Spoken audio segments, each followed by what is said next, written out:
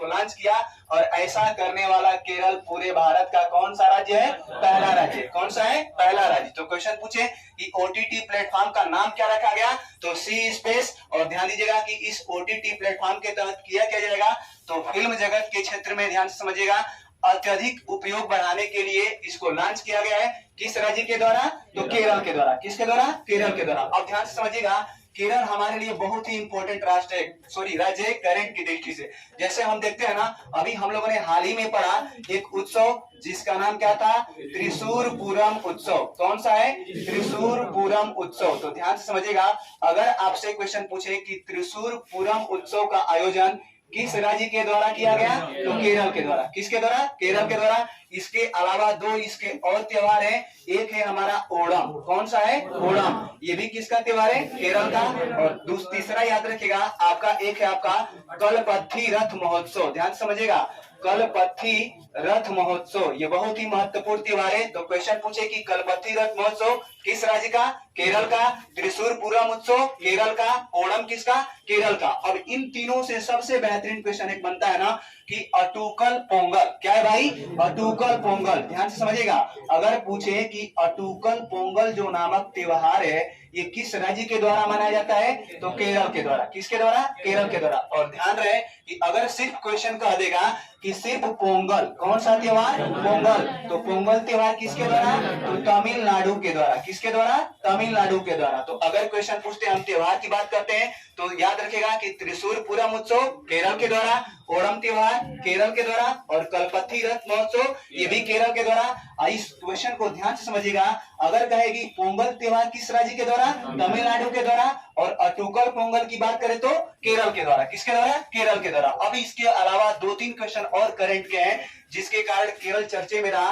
अगर आपसे क्वेश्चन पूछेगा कि हाल ही में, ध्यान समझिएगा, जो आपका टोमेटो, कौन सा है? टोमेटो आपका जो वायरस था ये कहां पे फैला था? तो केरल में। कहां पे? केरल में। और कितने वर्ष के बच्चे के लिए? तो याद रखिएगा 5 वर्ष से कम उम्र के बच्चों में ये पाया गया था। कौन सा? Tomato flu. और याद रखिएगा कि इसके कारण केरल के कितने बच्चे प्रभावित हो गए थे? तो लगभग 80। कितने? लगभग 80। तो क्वेश्चन पूछेगा कि हाल ही में भारत के किस राज्य में टोमेटो फ्लू का केस पाया गया? तो कौन सा राज्य? केरल। और टोमेटो फ्लू प्रभावित किसको करता है? तो 5 वर्ष से कम उम्र के बच्चों को। अगर पूछे कि इसका लक्षण क्या है तो ध्यान से समझिएगा, जो आपका चेहरा होता है ना उस पे लाल लाल दाने उग जाना, ये इसका क्या था? लक्षण था। अगर हम बात करते हैं करंट की ना, ध्यान से समझिए केरल की दृष्टि से फिर से, तो बस दो क्वेश्चन और याद रखेगा कि अगर आपसे क्वेश्चन पूछे कि केरल के वर्तमान मुख्यमंत्री कौन है तो कौन है? तो याद रखेगा इसके वर्तमान मुख्यमंत्री पिनराई विजयन। कौन है? पिनराई विजयन। और इसके पूछे कि वर्तमान में राज्यपाल कौन है? तो आरिफ मोहम्मद खान। कौन है? आरिफ मोहम्मद खान। ये हम लोग का क्वेश्चन पहला था। क्वेश्चन पूछे कि भारत का पहला ओटीटी प्लेटफॉर्म पर आधारित पहला राज्य कौन सा है? तो केरल। इस ओटीटी प्लेटफॉर्म का नाम क्या दिया गया? तो सी स्पेस। क्या नाम दिया गया? सी स्पेस। और इसका पूरा नाम क्या है? तो ओवर द टॉप। फिल्म जगत में अत्यधिक आधुनिकीकरण करने के लिए केरल ने इसको लॉन्च किया और ऐसा करने वाला केरल पूरे भारत का क्या है? पहला राज्य। कौन सा राज्य है? पहला राज्य। मिटाने वाला किधर है?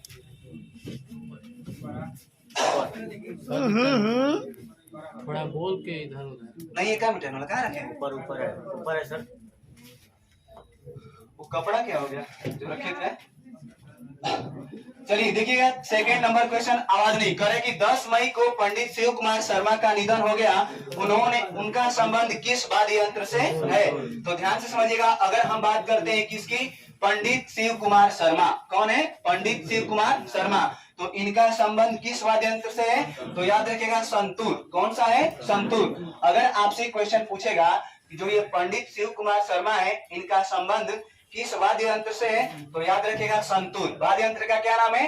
संतूर। अगर आपसे क्वेश्चन पूछे ना, ध्यान से समझिएगा कि जो ये आपके पंडित शिव कुमार शर्मा है, ध्यान से समझिएगा क्वेश्चन क्या पूछेगा? कौन? पंडित शिव कुमार शर्मा। ध्यान से समझिएगा, इनका हाल ही में हो गया क्या? निधन। क्या हो गया? निधन। अब क्वेश्चन पूछे कि इनका संबंध किस वाद्य यंत्र से था? तो संतूर वाद्य यंत्र से। किससे था? संतूर वाद्य यंत्र से। अब इनसे 2-3 क्वेश्चन बता रहे हैं, इसको ध्यान से सुनेगा कि अगर आपसे क्वेश्चन पूछेगा कि पंडित शिव कुमार शर्मा को भारत का दूसरा सर्वोच्च सम्मान जिसे कहते हैं क्या, पद्म विभूषण। क्या कहते हैं, पद्म विभूषण। ध्यान से समझिएगा, इससे इनको कब सम्मानित किया गया था, तो वर्ष 2001। नीचे क्वेश्चन पूछेगा कि भारत का तीसरा सर्वोच्च सम्मान पद्मश्री से कब सम्मानित किया गया था, तो 1991। कौन सा, 1991। सुनिए, अगर आपसे क्वेश्चन पूछे ना कि पंडित शिव कुमार शर्मा को भारत का दूसरा सर्वोच्च सम्मान अर्थात कहते हैं किसे, पद्म विभूषण, इससे कब सम्मानित किया गया था, तो वर्ष 2001। और तीसरा सर्वोच्च सम्मान कौन सा है, पद्मश्री, इससे कब सम्मानित किया गया था, तो 1991। देखिए क्वेश्चन एग्जामिनर कैसे बनाता है इसको समझिएगा। हम तो ये जान गए कि चर्चा में कौन है, पंडित शिव कुमार शर्मा है, इनका हो गया क्या, निधन। इनका संबंध किस वाद्य यंत्र से, संतूर से। लेकिन एग्जामिनर क्वेश्चन वहीं से उठाएगा, अब पूछेगा कि जो पंडित शिव कुमार शर्मा है इनका हाल ही में निधन हो गया और इनको किस वर्ष पद्म विभूषण से सम्मानित किया गया था, तो याद रखिएगा वर्ष 2001 में। अब पद्मश्री से कब सम्मानित किया गया था, तो 1991। इसी तरह से ध्यान दीजिएगा, हम लोगों ने क्वेश्चन पढ़ा था कि लता मंगेशकर, कौन है, लता मंगेशकर, जिनका हाल ही में हो गया क्या, निधन। क्या हो गया, निधन। और इनका संबंध किससे था, तो ये इनका संबंध संगीत जगत अर्थात हम कह सकते हैं कि एक प्रकार की क्या थी, पार्श्व गायिका। क्या थी, पार्श्व गायिका।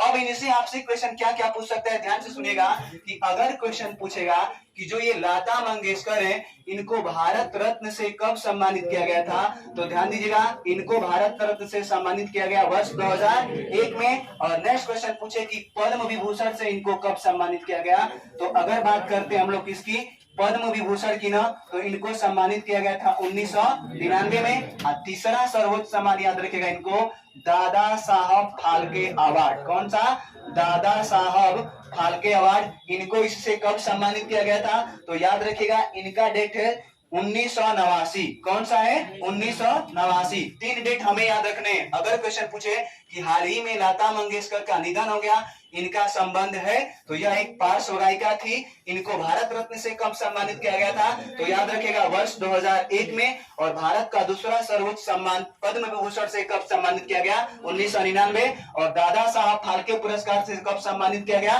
तो 1989। अगर क्वेश्चन पूछे कि फिल्म जगत के क्षेत्र में दिया जाने वाला भारत का सर्वोच्च पुरस्कार कौन सा है, तो दादा साहब फाल्के पुरस्कार। और इस पुरस्कार की शुरुआत होती है कब, तो 1969। कब होती है, 1969। और ध्यान दीजिएगा, लता मंगेशकर से एक बड़ा बेहतरीन क्वेश्चन बनेगा कि अगर क्वेश्चन पूछेगा कि हाल ही में दीनानाथ या लता मंगेशकर जो पुरस्कार है इससे किसे सम्मानित किया गया, तो याद रखिएगा पीएम नरेंद्र मोदी। किसे सम्मानित किया गया, पीएम नरेंद्र मोदी। और याद रखिएगा इंदौर के अंदर अर्थात हम कह सकते हैं इंदौर मध्य प्रदेश। कहाँ कह सकते हैं, इंदौर मध्य प्रदेश। इनमें इनके नाम से यहाँ पे क्या की गई, एक संगीत अकादमी स्थापित की गई। तो क्वेश्चन पूछेगा कि लता मंगेशकर संगीत अकादमी कहाँ पे स्थापित की गई, तो इंदौर मध्य प्रदेश। कहाँ, इंदौर मध्य प्रदेश। और याद रखिएगा कि एक यहाँ से सबसे बेहतरीन क्वेश्चन पूछेगा संगीत के क्षेत्र में, और हम लोग बार बार गलती करते हैं। क्वेश्चन पूछेगा ना कि संगीत के क्षेत्र में भारत रत्न सर्वप्रथम किसे मिला था, तो भूलकर गलती मत कीजिएगा, मत बताइएगा कि लता मंगेशकर।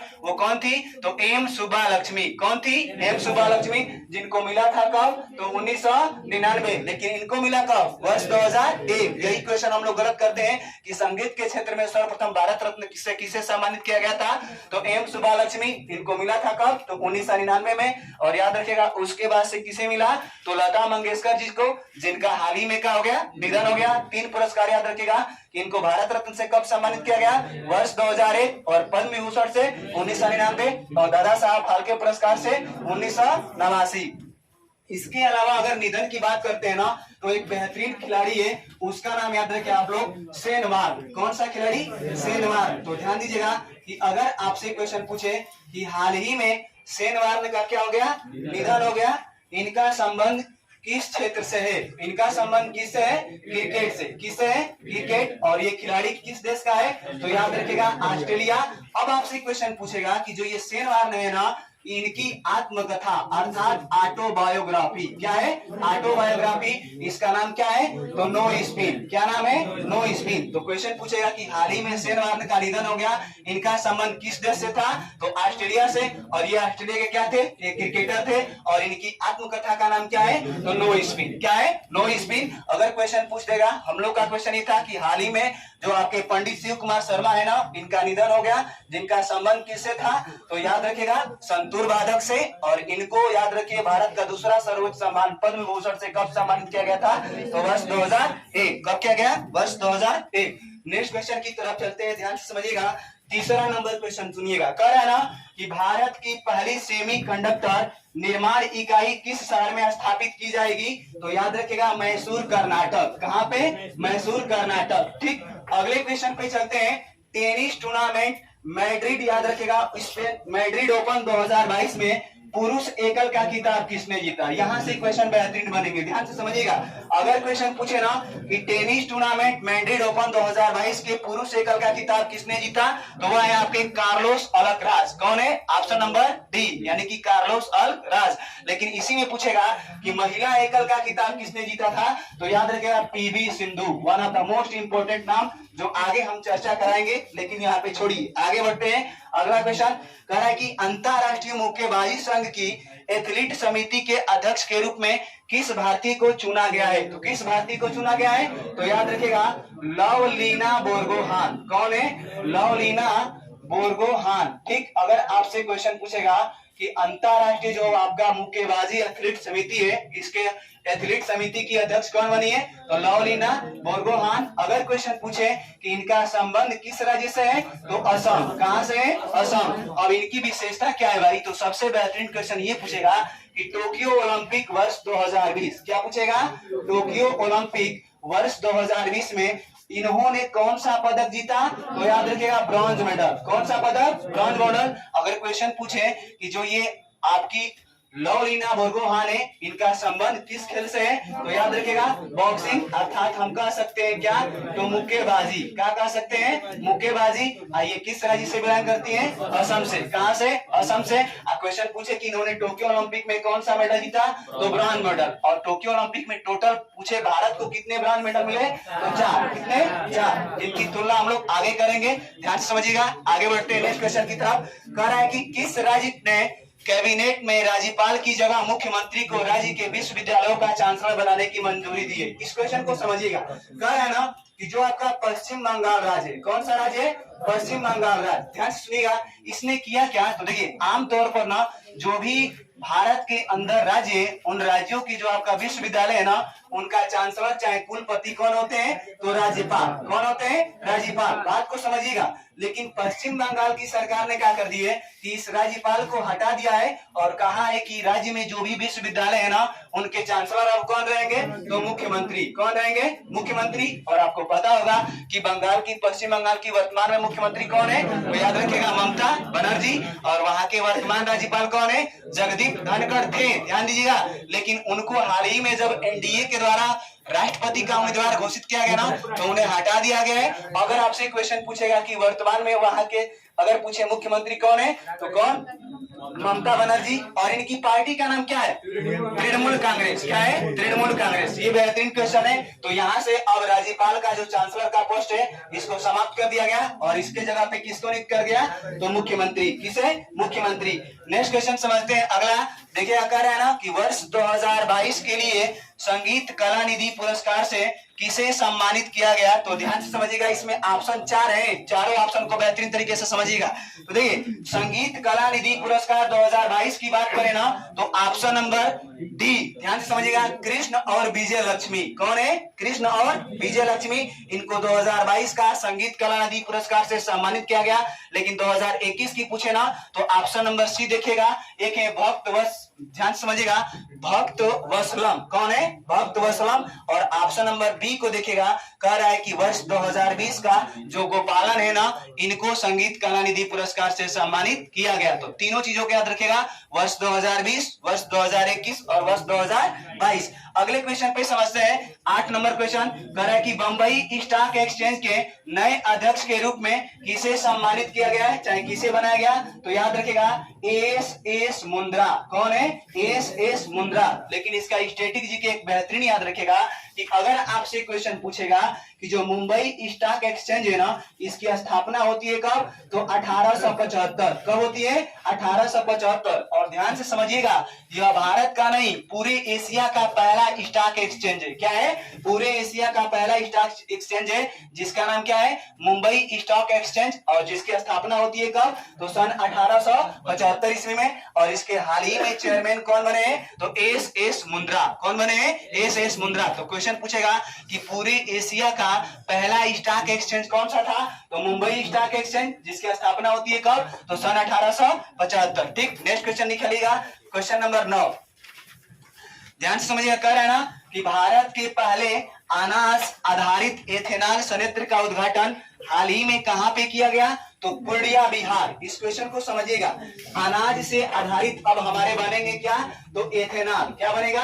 एथेनॉल। और इस प्रकार का अगर पूछे कि पहली बार आयोजन कहां पे किया गया? तो पूर्णिया शहर। और ये शहर है कहां? तो याद रखिएगा बिहार। कहां है? बिहार। नेक्स्ट क्वेश्चन देखिएगा, कह रहा है कि 8000 मीटर से ऊंची 5 चोटियों पर चढ़ने वाली भारतीय महिला कौन बनी है? तो देखिए प्रियंका मोहिते, ये one of the most important नाम है, इनको समझिएगा। नाम क्या है भाई? तो याद रखिएगा प्रियंका मोहिते।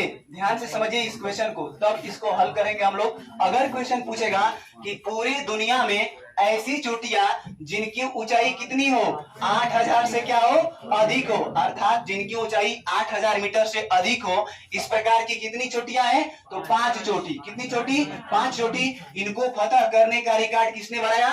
प्रियंका मोहिते। किसने बनाया? प्रियंका मोहिते। तो सबसे पहले देखिए, अगर एग्जामिनर आपसे क्वेश्चन पूछेगा तो पहला क्वेश्चन इस तरह से पूछेगा कि विश्व की 8000 से ऊंची 8000 मीटर से ऊंची 5 चोटियों को फतह करने वाली भारत की पहली महिला कौन बन गई? तो प्रियंका मोहिते।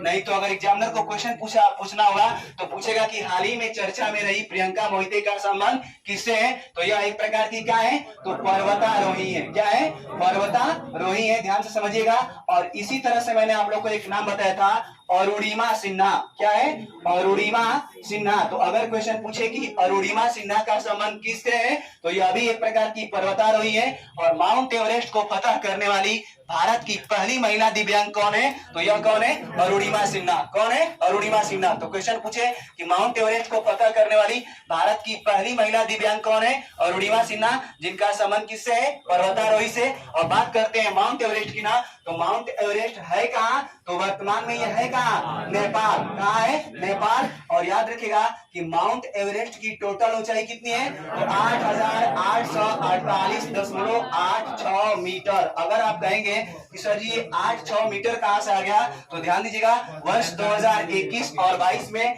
नेपाल तथा चीन ने मिलकर इसकी ऊंचाई को नापा, जिसमें वृद्धि कितनी पाई गई? तो 86 सेंटीमीटर। कितनी? 86 सेंटीमीटर। तो अगर ऑप्शन में ये रहेगा तभी सही है, अगर ऑप्शन में नहीं रहेगा ये ना, तो 8848 मीटर आप इसका करेक्ट आंसर मार सकते हैं। तो क्वेश्चन पूछे कि माउंट एवरेस्ट जो है ना, उसकी ऊंचाई कितनी है? 8848 मीटर। और ये है कहां? तो नेपाल। कहां है? नेपाल। हम लोग का क्वेश्चन ये था कि विश्व की 5 ऐसी चोटियां जिनकी ऊंचाई कितनी हो?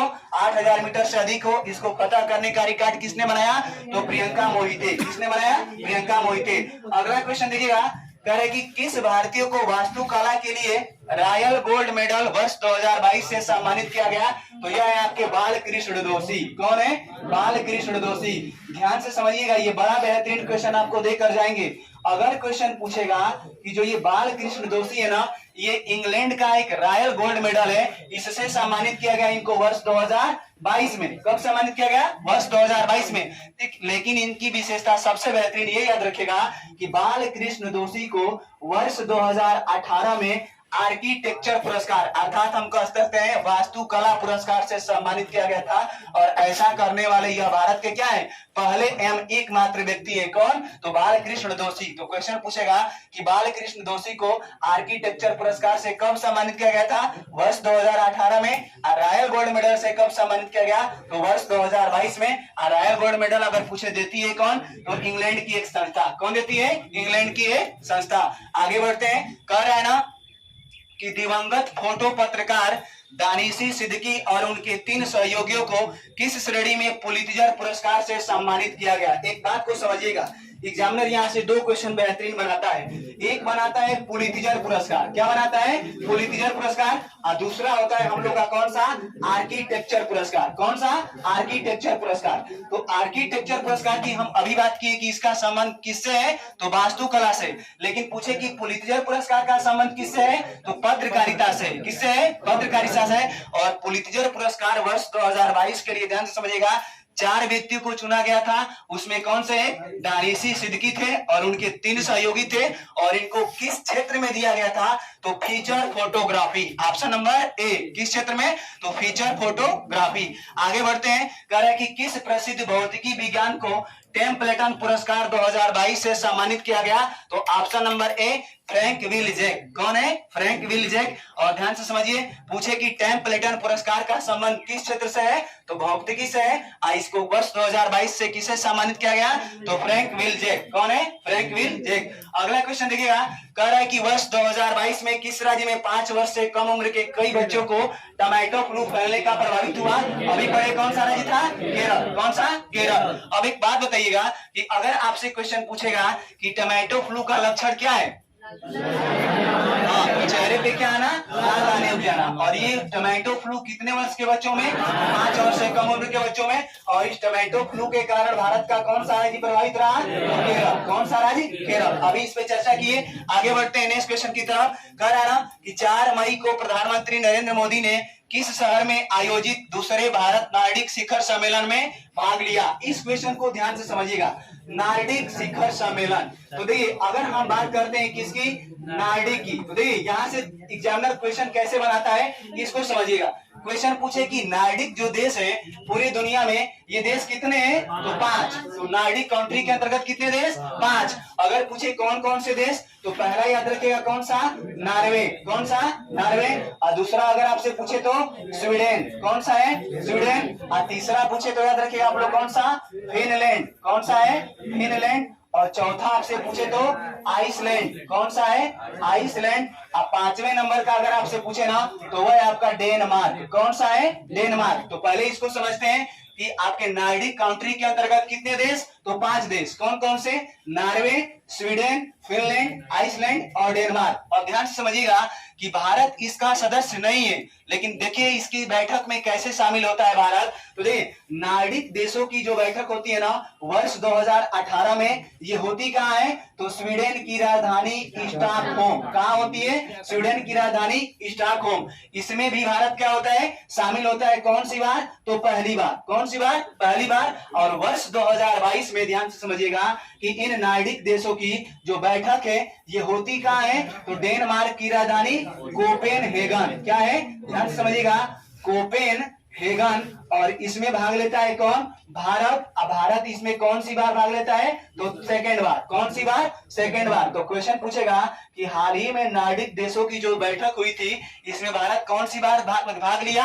तो दूसरी बार। और पहली बार भाग कब लिया था? तो वर्ष 2018 में। क्वेश्चन पूछे कि वर्ष 2018 में ये बैठक कहाँ हुई थी? तो स्वीडन की राजधानी स्टॉकहोम में। 2022 में ये बैठक कहाँ हुई? तो कोपेनहेगन। इसमें हुई कोपेनहेगन।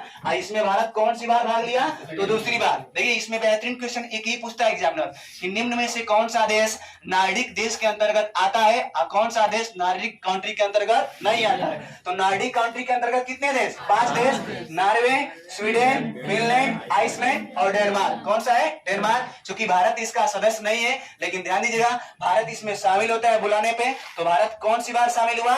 दूसरी बार। पहली बार कब हुआ था? वर्ष 2018 में। और जो ये बैठक कहाँ हुई थी? तो स्वीडन की राजधानी स्टॉकहोम में। और दूसरी बार भारत इसमें शामिल हुआ कब? तो वर्ष 2022 में। और ये बैठक कहाँ हुई? तो याद रखिएगा डेनमार्क की राजधानी कोपेनहेगन। कहाँ हुई? डेनमार्क की राजधानी कोपेनहेगन। नेक्स्ट क्वेश्चन पे चलते हैं। अगला कह रहा है कि विश्व स्नूकर चैंपियनशिप 2022 किसने जीत लिया है? तो रानी ओ सुलिवन। Option number D. और बात करते हैं किसकी? तो ध्यान से समझिएगा, अगर हम बात करते हैं जो आपका स्नूकर चैंपियनशिप है, किसकी? स्नूकर चैंपियनशिप में। तो इसमें भारत के एक बेहतरीन खिलाड़ी का नाम याद रखेगा कि अगर आपसे क्वेश्चन पूछेगा, ध्यान से समझिएगा, आवाज नहीं,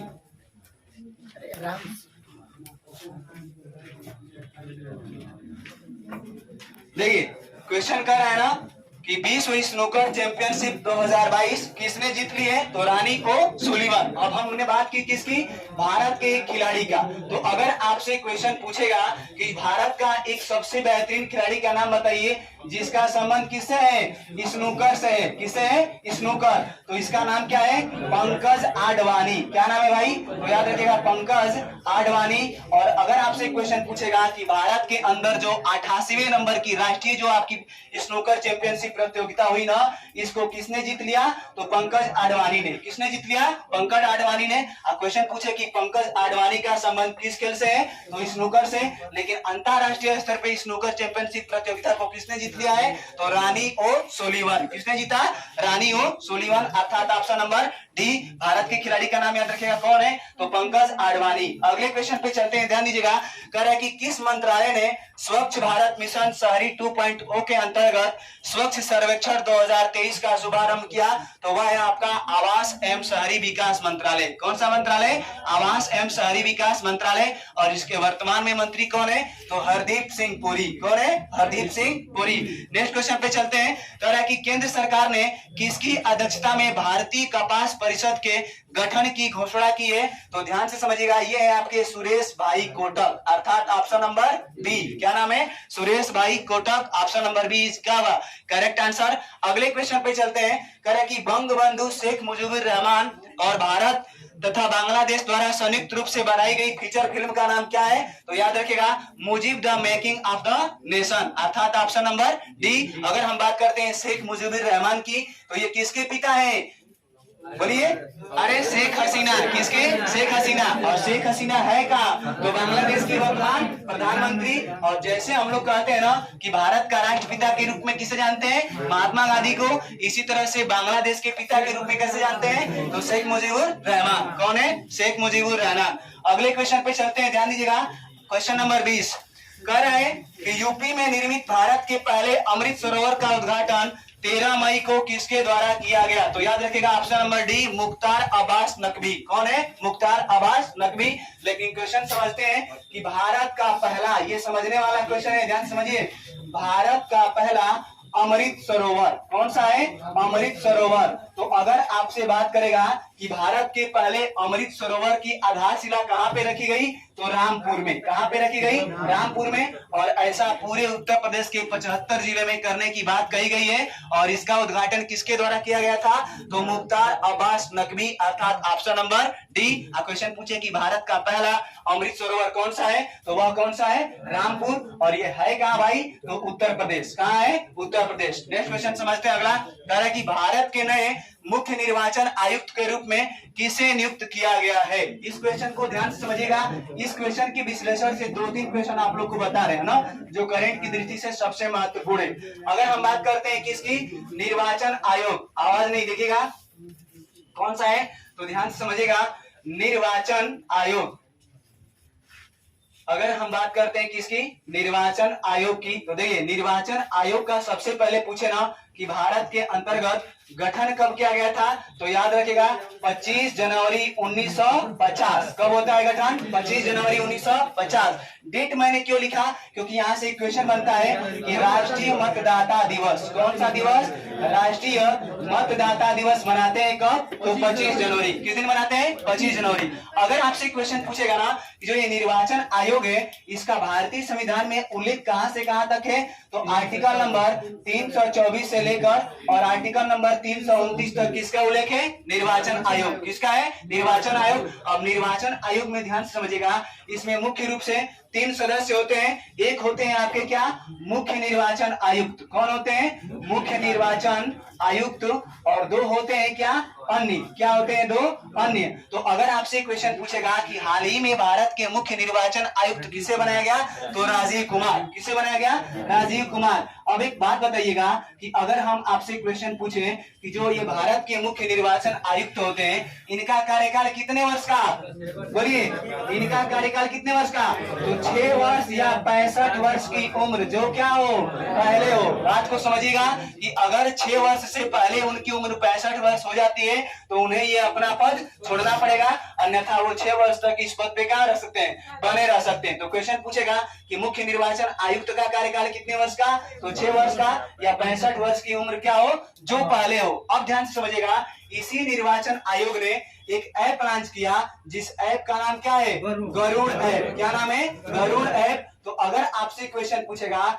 कि हाल ही में जो गरुड़ ऐप है यह किसके द्वारा लॉन्च किया गया, तो याद रखिएगा निर्वाचन आयोग। किसके द्वारा लॉन्च किया गया, निर्वाचन आयोग। अब आपके मन में आएगा क्वेश्चन कि सर जी ये जो आपका गरुड़ ऐप है ये करेगा क्या, तो देखिए गरुड़ ऐप के तहत ना जो भी मतदान केंद्र होंगे वहां पे जो वोटिंग होती है उसके पैमानों को तुरंत मापने के लिए इसका प्रयोग किया गया, किसका, गरुड़ ऐप का। और इस गरुड़ ऐप को किसने लॉन्च किया, तो याद रखिएगा निर्वाचन आयोग। किसने लॉन्च किया, निर्वाचन आयोग। और पूछे कि राष्ट्रीय मतदाता दिवस मनाते हैं कब, 25 जनवरी। एक क्वेश्चन बताइए, 25 जनवरी को और कौन सा दिवस मनाते हैं, कौन सा, राष्ट्रीय पर्यटन दिवस। कौन सा दिवस, राष्ट्रीय पर्यटन दिवस और राष्ट्रीय मतदाता दिवस, दोनों किस दिन मनाते हैं, 25 जनवरी।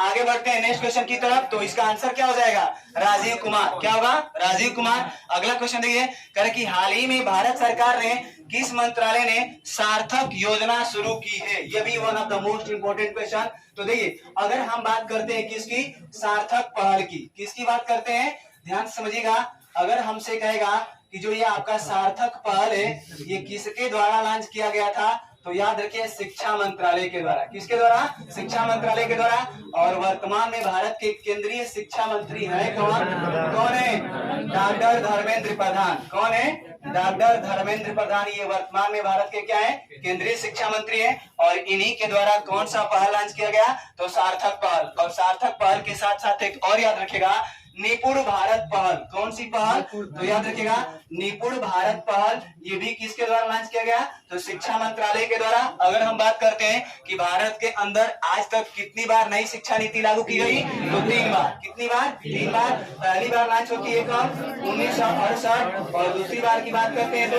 1986। और थर्ड बार की बात करते हैं तो वर्ष 2020। कब होती है, वर्ष 2020। लेकिन एक बात बताइए, जो हमारी दूसरी बार नई शिक्षा नीति लागू की गई थी 1986 ईस्वी में, इसमें परिवर्तन किस वर्ष किया गया, 1992। कब किया गया था, 1992। और तीसरी बार जो आपका जो नई शिक्षा नीति लॉन्च की गई है ये किसके स्थान पे, तो 10+2 के स्थान पे। और इसका फॉर्मेट क्या होगा, तो याद रखिएगा 10+2 के स्थान पे हो जाएगा, क्या हो जाएगा, 5+3+3+4। ये नई शिक्षा नीति कितने वर्ष के बाद लॉन्च की गई, तो 34 वर्ष। कितने वर्ष के बाद, 34 वर्ष। और इस नई शिक्षा नीति का अगर पूछे कि किस समिति के द्वारा तैयार किया गया, तो के कस्तूरी रंगन समिति। कौन सी समिति है, तो के कस्तूरी रंगन समिति के द्वारा इसको तैयार किया गया। अब इसका सबसे बेहतरीन क्वेश्चन बता दीजिएगा कि नई शिक्षा नीति के तहत किस पोस्ट को समाप्त कर दिया गया, तो कौन सा है, एमफिल।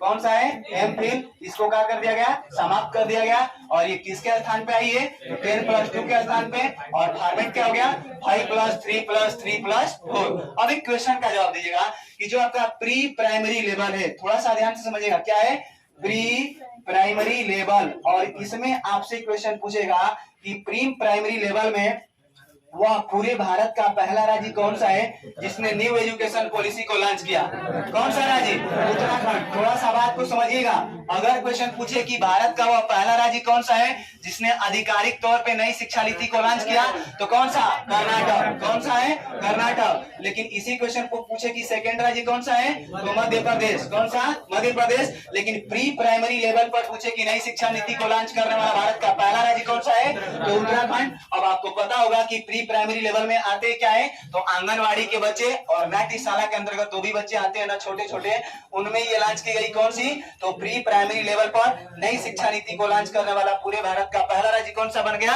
उत्तराखंड। कौन बना, उत्तराखंड। उत्तराखंड से क्वेश्चन का जवाब दीजिएगा कि अगर आपसे क्वेश्चन पूछे कि उत्तराखंड की पहली महिला विधानसभा स्पीकर किसे बनाया गया, बोलिए। उत्तराखंड की पहली महिला विधानसभा स्पीकर रितु खांडूरी। कौन है? रितु खांडूरी। ठीक, नेक्स्ट क्वेश्चन की तरफ बढ़ते हैं, अगले क्वेश्चन पे। तो याद रखिएगा कि सार्थक पहल का संबंध किससे है? तो शिक्षा से। निपुण भारत पहल का भी संबंध किससे है? तो शिक्षा से। एक बात बताइए, भारत के अंदर जब नई शिक्षा नीति वर्ष 2020 लॉन्च की गई थी या तैयार की गई थी, तो उस समय भारत के केंद्रीय शिक्षा मंत्री कौन थे? रमेश पोखरियाल निशंक। कौन थे? रमेश पोखरियाल निशंक। लेकिन वर्तमान में कौन है? तो डॉक्टर धर्मेंद्र प्रधान। कौन है? Doctor Dharmendra Pradhan. Next question की तरफ चलते हैं, अगले क्वेश्चन पे। देखिए कह रहा है ना कि हाल ही में गरुड़ ऐप किसने लॉन्च किया? अभी पढ़े ना, कौन सा? भारत निर्वाचन आयोग। आगे बढ़ते हैं, कौन सा शहर सार्वजनिक परिवहन में रोपवे सेवा को उपयोग करने वाला पूरे भारत का पहला शहर? तो ध्यान से समझिएगा कि हम बात करते हैं किसकी? रोपवे की। किसकी बात करते हैं? रोपवे की। तो देखिए आपका एक एक्सप्रेसवे होता है और दूसरा होता है क्या? रोपवे। इन दोनों में अंतर होता है। तो देखिए एक क्वेश्चन का जवाब दीजिएगा कि रोपवे सेवा को लागू करने वाला पूरी दुनिया का पहला देश कौन सा है? बताइए, पूरी दुनिया का पहला देश यह है आपका इजराइल। कौन सा देश है? इजराइल। और भारत कौन सा देश बन गया? तो तीसरा देश। अब भारत के अंदर वह पहला शहर कौन सा है जहां पे आपका रोपवे सेवा की शुरुआत की गई? वह कौन सा देश है? सॉरी, कौन सा शहर है? तो वाराणसी। कौन सा है? वाराणसी। अब एक बात बताइएगा कि बजट 2022-23 में, क्वेश्चन ध्यान से सुनिएगा, बजट 2022-23 में जो आपका रोपवे परियोजना है ना, ये कितने किलोमीटर बनाने की बात कही गई? 60 किलोमीटर। और इन 60 किलोमीटर के अंतर्गत कितनी रोपवे सेवा? तो 8। कितनी? 8। तो क्वेश्चन पूछेगा कि वह भारत का पहला शहर कौन सा है जहां पे रोपवे सेवा परियोजना की शुरुआत की गई? तो वह है कौन सा? वाराणसी। कहां से लेकर कहां तक? तो याद रखिएगा, गोदवलिया चौक से लेकर वाराणसी कैंट तक। और इसमें अगर आपसे पूछेगा कि वर्ष 2022 से 23 तक कितने किलोमीटर? तो 60 किलोमीटर। इसमें टोटल रोपवे की जो संख्या होगी कितनी होगी? तो 8। कितनी होगी? 8। नेक्स्ट क्वेश्चन देखिए अगला, कह रहा है कि निम्न में से कौन सा देश क्वाड का समूह सदस्य नहीं है? कौन सा देश है? क्वाड। तो देखिए हम लोगों ने बात की थी क्वाड की, ठीक, और यहाँ से क्वेश्चन बनेंगे। तो देखिए अगर हम बात करते हैं किसका? क्वाड का, तो क्वाड में कितने देश? 4। कौन कौन से? तो याद रखिएगा, अमेरिका, भारत, उसके बाद से आपका जापान, और ये कौन सा है? ऑस्ट्रेलिया। कौन सा है? ऑस्ट्रेलिया। थोड़ा सा ध्यान से सुनिएगा। तो पहला और सबसे महत्वपूर्ण क्वेश्चन ये बनेगा कि जो ये क्वाड है, इसको सबसे पहले ध्यान समझिए, इसकी संकल्पना किसके द्वारा दी गई थी? तो शिंजो अबे। कौन है? Shinzo Abe. ध्यान से समझिएगा। थोड़ा सा पानी दे।